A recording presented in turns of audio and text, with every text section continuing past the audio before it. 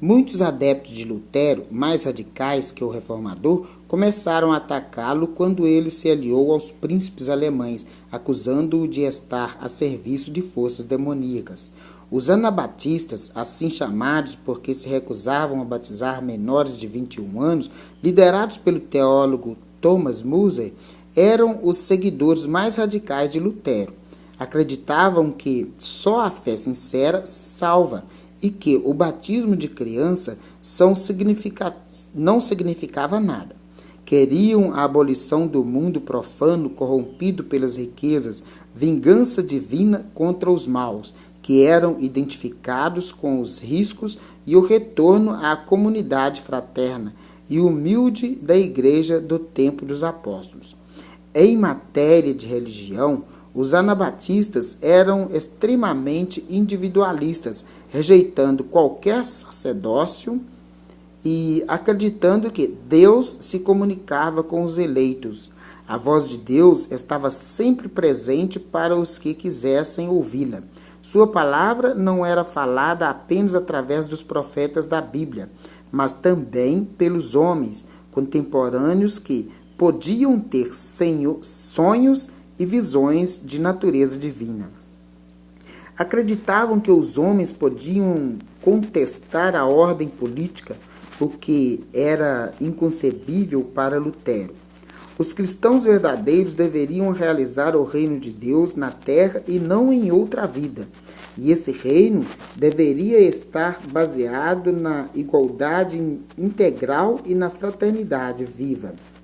A desigualdade política e social que garantia a riqueza dos poderosos não era apenas injusta, mas pecaminosa.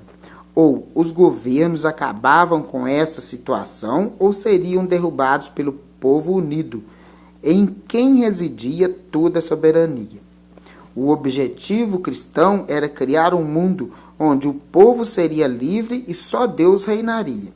Socialmente, a seita anabatista era formada pelas camadas mais pobres da sociedade alemã, como camponeses empobrecidos e artesãos.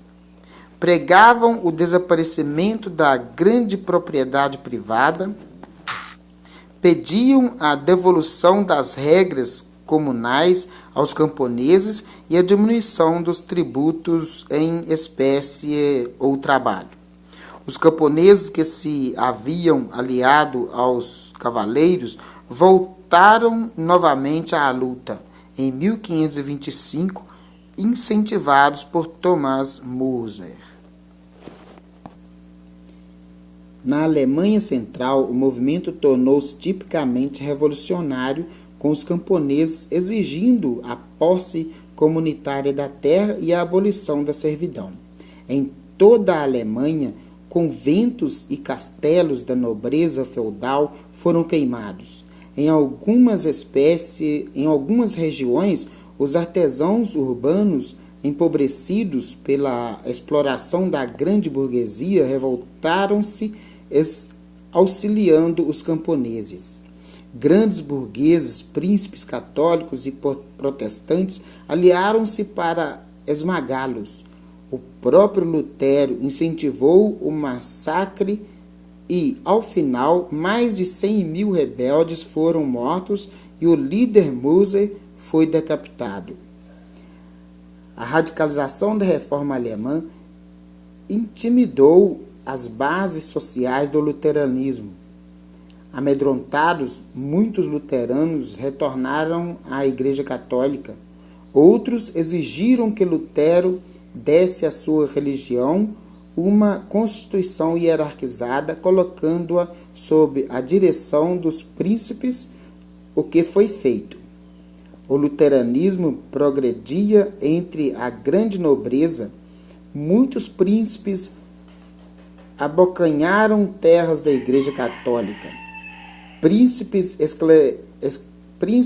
eclesiásticos, para ficar com as terras da Igreja como propriedades pessoais, secularizaram suas rendas e propriedades e tornaram-se luteranos.